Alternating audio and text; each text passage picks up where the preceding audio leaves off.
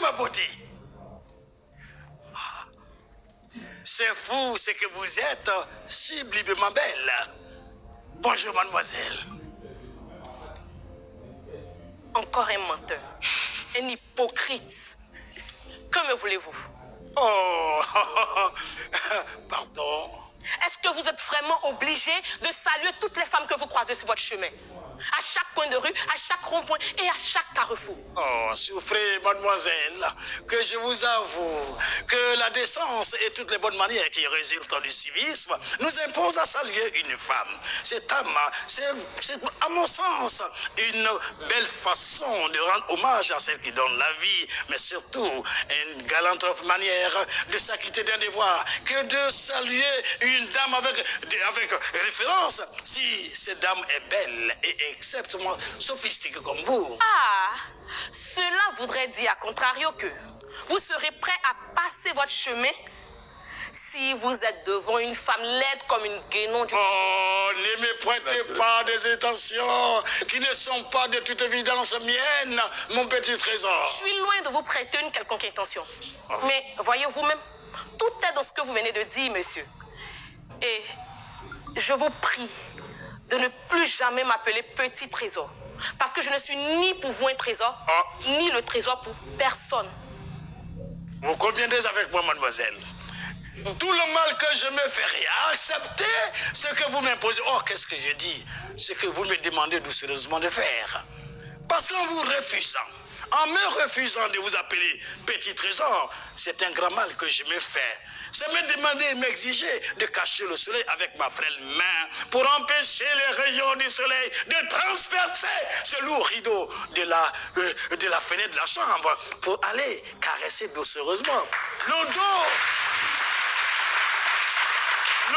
des amoureux qui sont encore entrelacés dans leur lit douillet. Oh non, c'est extrêmement difficile, voire impossible, d'occulter la vérité. Croyez-moi, ma sublimissime beauté. Et je vous demande de me croire parce qu'en vérité, vous êtes une beauté d'une extrême rareté. Oh, je dois confesser ici que si je me contente encore de vous appeler seulement petit trésor, parce que les mots qu'il faut pour vous qualifier me font défaut en ces lieux. Que c'est beau d'évoquer la vérité. Cette valeur absolue.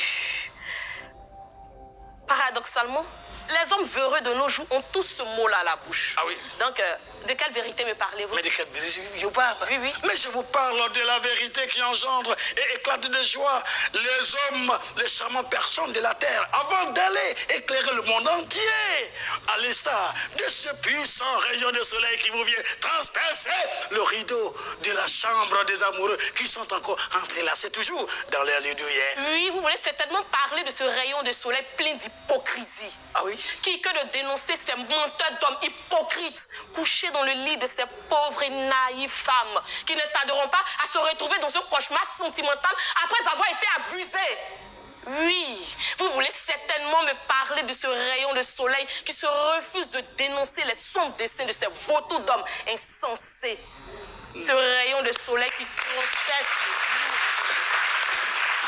Non, mais non, évidemment non. Et comment pourrais-je me faire le plaisir d'encenser ce qui se rapporte au mensonge et à l'hypocrisie? Mais je vous parle de la vérité.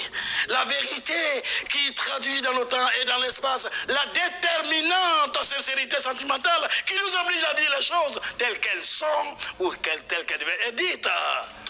Alors pour vous, la vérité veut ou vous impose à m'appeler petit trésor? Mademoiselle, croyez-moi, il n'y a rien de plus beau, de plus sincère que de vous appeler petit trésor. Mais je dois avouer que face à cette sublime beauté qui est la tradition même de tout le fonctionnement du Seigneur. Oh, vous êtes belle, vous êtes